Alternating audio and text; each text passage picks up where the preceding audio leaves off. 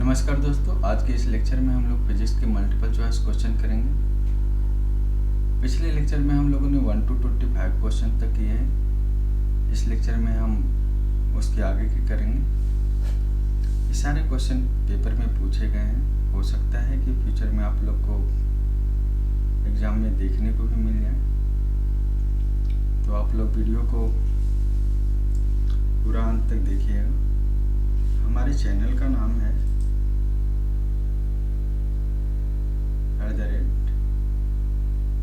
MSR GK GS। तो आप लोग इसको सब्सक्राइब कर लीजिएगा ताकि आप लोगों को इससे रिलेटेड वीडियो जो है मिलते रहे। तो क्वेश्चन पे चलते हैं। जैसे कि इस क्वेश्चन में लिखा है कि satellite having the same orbital period as the period of rotation of the earth about its own axis is known as। क्या होता है जब भी हम कोई सैटेलाइट को लॉन्च करते हैं तो उसके जो रोटेशन पीरियड होता है जब सिमिलर होता है जैसे पृथ्वी का होता है। मान लीजिए पृथ्वी का मानना क्या है, एग्जैक्टली 24 आवर्स में एक वन रिवोल्यूशन कंप्लीट करती है अगर रोटेशन, तो सैटेलाइट भी सेम टाइम को कवर करेगी, 24 आवर्स में कंप्लीट करेगी। तो ऐसे सैटेलाइट्स को कहते हैं जियो स्टेशनरी सैटेलाइट कहते हैं।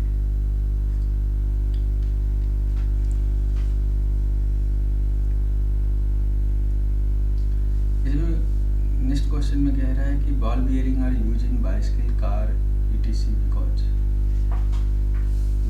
पूछ रहा है कि बॉल बियरिंग का जो कार में है और साइकिल में, बस में, ट्रक में इसमें इस्तेमाल होता है, क्यों करते हैं।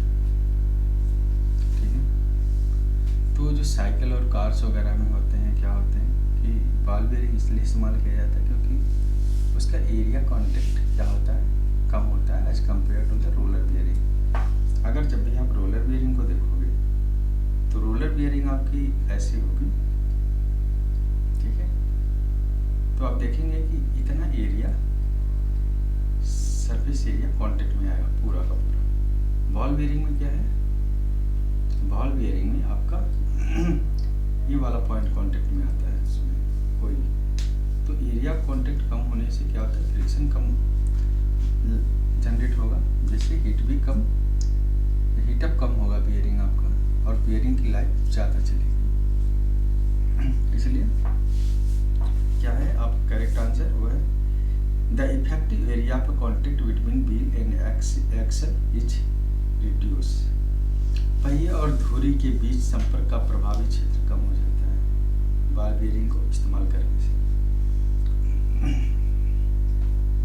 नेक्स्ट है the end element of every natural radio active element is. प्रत्येक प्राकृतिक रेडियो धर्मी तत्व का अंतिम तत्व है, वो क्या है, लीड है, शीशा।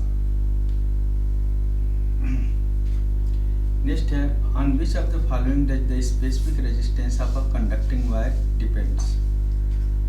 चालक का तार का विशिष्ट प्रतिरोध निम्नलिखित में से किस पर निर्भर करता है। तो चालक का प्रतिरोध क्या होगा,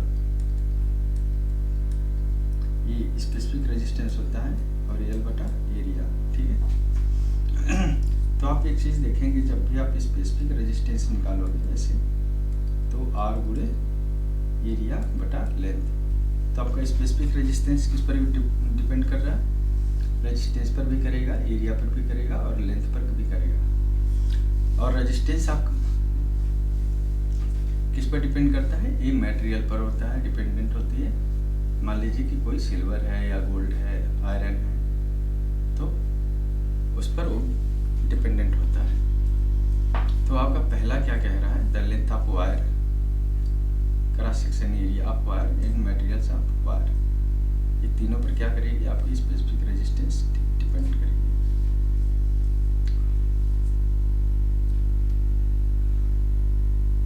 नेक्स्ट है आपका the formation of heavy nucleus by the combination of two lighter nucleus is, दो हल्के नाभिकों के संयोजन से एक भारी नाभिक का बनना है। पूछ रहा है कि क्या होता है, तो मतलब ये है कि आपका दो हैवी न्यूक्लियस है, मान लीजिए एक ही है, तो ये क्या होते हैं,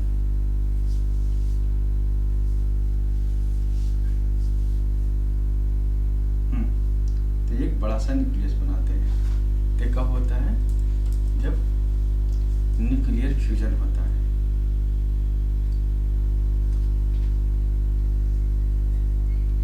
नाभिकीय संलयन उसको कहते हैं।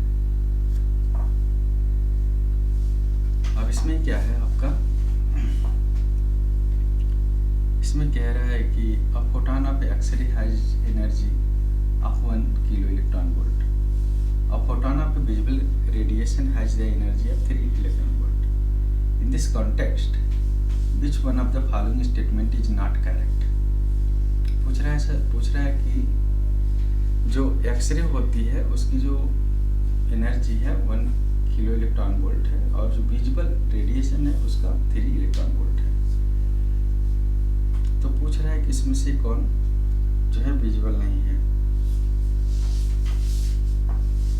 तो क्या होता है, कोई रे कितनी स्ट्रांग है वो डिपेंड करता है कि उसकी फ्रीक्वेंसी और वेवलेंथ पर। तो जिसकी एनर्जी ज़्यादा है, इट मीन्स उसमें क्या है, फ्रीक्वेंसी ज़्यादा है और उसका वेवलेंथ क्या होगा, कम होगा। तो उतनी ही क्या होती है, वो बहुत इफेक्टिव होती है। और इसमें ऐसा है कि एनर्जी एक फ्रीक्वेंसी ज़्यादा होगी और आपका वेवलेंथ कम होता है, जैसे कि एक्सरे होगी, गामा रे हो गए। अब अगर हम विजुअल रेडिएशन की बात करते हैं इस वाले की, तो इसमें क्या होता है, वेवलेंथ ज़्यादा होता है, फ्रीक्वेंसी कम होती है। ये वाली जो रे है वो दिख जाती हैं, एक्सरे गामा रे वगैरह जो होती हैं वो दिखती नहीं है। तो इसमें जो आपका जो सही नहीं है वो ऑप्शन है speed of both photon in vacuum are different.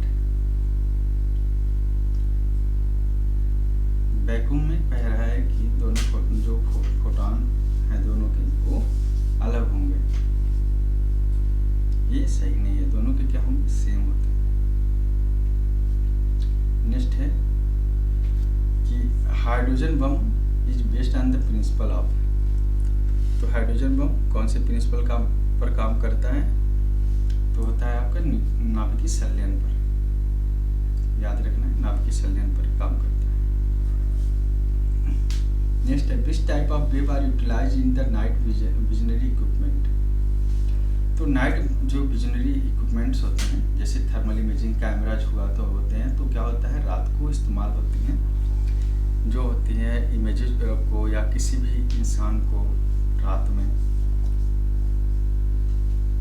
Detect करने के लिए। तो उसमें जो लाइट होती है वो क्या होता है, इंफ्रारेड होती है, इंफ्रारेड होता है, ठीक है। तो इसमें जो आपका दे रखा है, रेडियो वेव दे रखा है, माइक्रो फ्यूजन दे रखा है, दोनों दे रखा है, लेकिन इन तीनों क्या है, गलत है। और इसमें करेक्ट ऑप्शन क्या होगा, इसमें से कोई नहीं, क्योंकि होगा कौन, इंफ्रारेड, ठीक है, जो कि ऑप्शन में दिया नहीं है।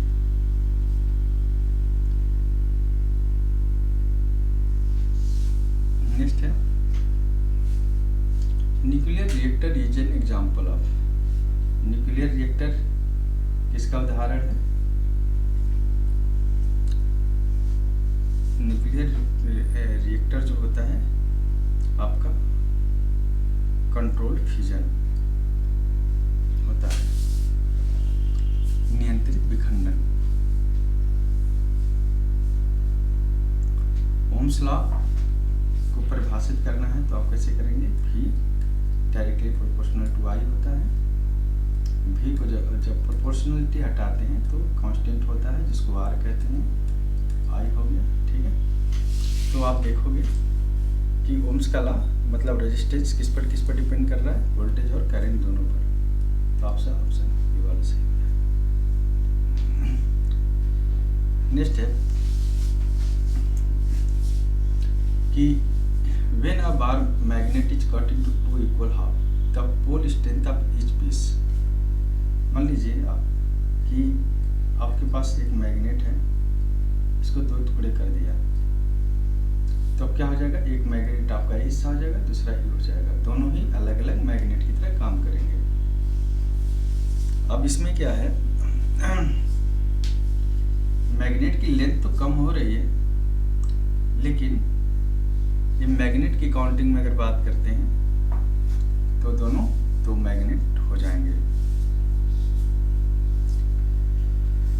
तो इसमें क्या होता है, आपका जो पोल स्ट्रेंथ होती है दोनों मैग्नेट की, वो चेंज नहीं होगी, वो सेम होगी। तो आपका करेक्ट आंसर कौन सा होगा, रिमेन द सेम।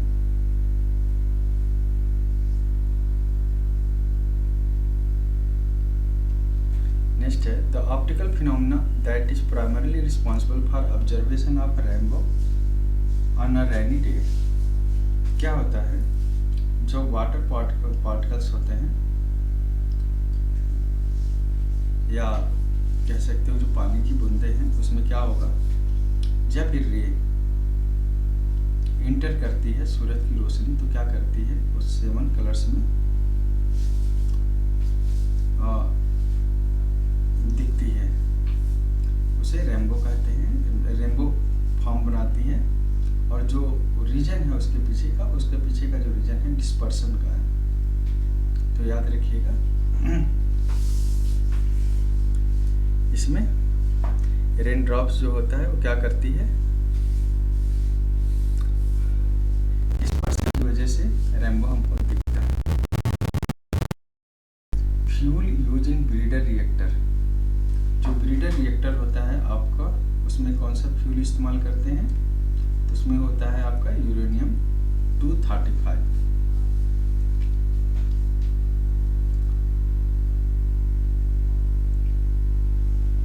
नेक्स्ट है atomic pulse is used in. तो एटॉमिक पल्स की अगर बात कर रहे हैं तो किस में इस्तेमाल करते हैं,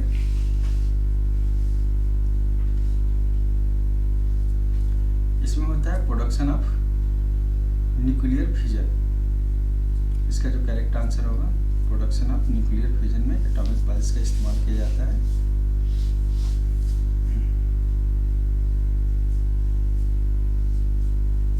नेक्स्ट क्वेश्चन आपका, क्यूरिज इज ए यूनिट ऑफ।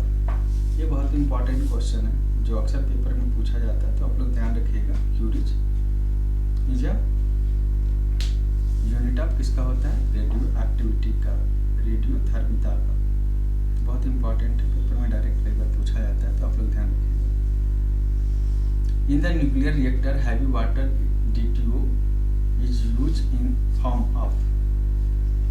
जो न्यूक्लियर रिएक्टर होता है उसमें भारी जल का इस्तेमाल किया जाता है। क्यों किया जाता है वो पूछ रहा है रीजन।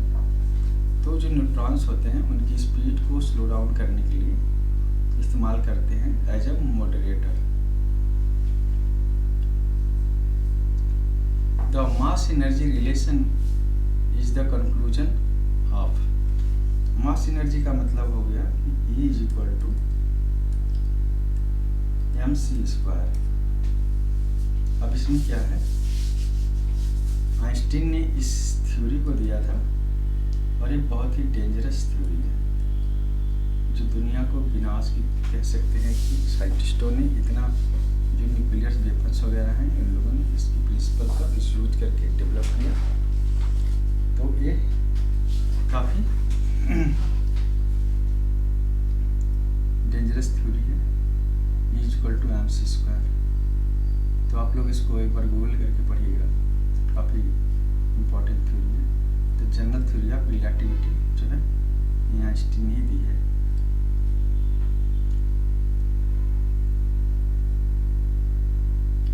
नेक्स्ट है आपका, the rate of change of momentum of body is equal to the resultant. Change of momentum of body, किसी वस्तु के संवेग परिवर्तन की दर परिणामी के बराबर होती है। किसकी होती है? दो फोर्स की होती है। तो ये ध्यान रखना है। नेक्स्ट है आपका, after a hot sunny day people sprinkle water on the rough top because गर्म धूप वाले दिन के बाद लोग छत पर पानी क्यों छिड़कते हैं? तो लोग पानी क्यों छिड़कते हैं? क्योंकि largest latent heat of vaporisation की वजह से क्या होता है कि जब गर्मी ज़्यादा होती है तो आपकी जो एयर होती है काफ़ी ड्राई होती है, तो उसमें मॉइस्चर्स नहीं होते हैं। तो जब सूरज की रोशनी पड़ती है तो क्या होता है कि वाटर जो वेपर्स जो वेपराइज्ड होते हैं, वेपराइज्ड होने के बाद वो किसके साथ जो ड्राई आपकी एयर होती है तो क्या करती है, जो वाटर वेपर उसको ऑब्जॉर्ब करती है हीट को, वो मतलब कह सकते हैं कि ठंडी होती है।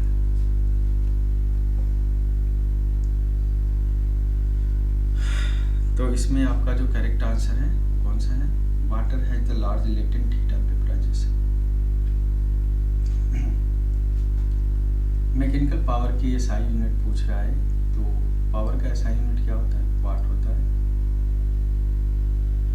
नेक्स्ट है, who was the inventor of cosmic रे? कॉस्मिक रे का इन्वेंटर कौन है उसको पूछ रहा है, तो उनका नाम याद रख लीजिएगा आप लोग, विक्टर हेस, जिन्होंने कॉस्मिक रे के बारे में अपनी थ्योरी दी है। नेक्स्ट है, two system are said to be thermal equilibrium if and only if. जो प्रणालियां तापीय संतुलन में तब और केवल तब ही कही जाती हैं जब, कब कही जाएंगे? जब उसमें हीट फ्लो नहीं होता है, टेम्परेचर कांस्टेंट होते हैं। हीट फ्लो कब होता है? जब टेम्परेचर डिफरेंस होता है। जब टेम्परेचर डिफरेंस ही नहीं होगा, थर्मल इक्विलिब्रियम का मतलब ही है कि टेम्परेचर का इक्वल होना बता रहा है पहले ही। तो क्या होगा, जब टेम्परेचर बराबर होंगे तो हीट फ्लो नहीं होगा। तो आपका करेक्ट आंसर क्या होगा? There is no heat flow between them. Which of the following statement is correct? The velocity of sound. Velocity of sound पूछ रहा है, ध्वनि का वेग के बारे में निम्नलिखित में से कौन सा कथन सही है? तो क्या होगा? सबसे ज़्यादा वेलोसिटी ऑफ साउंड ज़्यादा किस में होती है? मैक्सिमम सॉलिड में होती है, मिनिमम किस में होगी? गैस में होती है। तो करेक्ट आंसर आपका 4 है, ठोस में अधिकतम और गैसों में न्यूनतम पाई जाती है। नेक्स्ट है, which of the following statement is not correct? निम्नलिखित में से कौन सा कथन सही नहीं है? तो इसमें से क्या है? Sound wave in gas are the longitudinal, sound wave longitudinal होती है। लाइट क्या होती है? ट्रांसफर होती है। Sound wave having the frequency 20 hertz are known ultrasonic wave.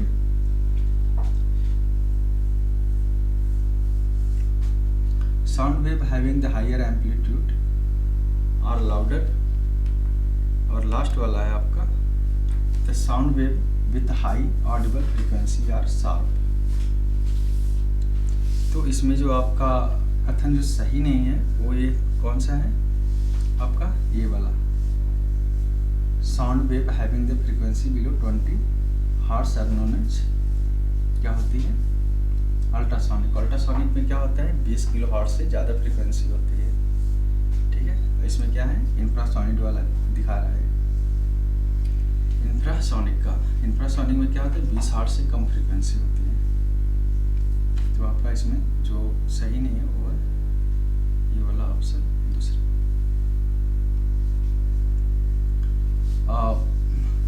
Myopic person has a power of -1 point, power है -1.25 dioptre. What is the focal length and nature of his lens. ठीक है, तो power, focal length और power के बीच का relation क्या होता है, power is equal to 1/f। ठीक है, तो फोकल लेंथ पूछ रहा है आपका, तो ये 1 पावर हो जाएगा, पावर क्या है -1.25। आप इसको जब सॉल्व करेंगे तो क्या आएगा, -0.8 मीटर। इसका मतलब ये है कि आपका -80 सेंटीमीटर होगा ये।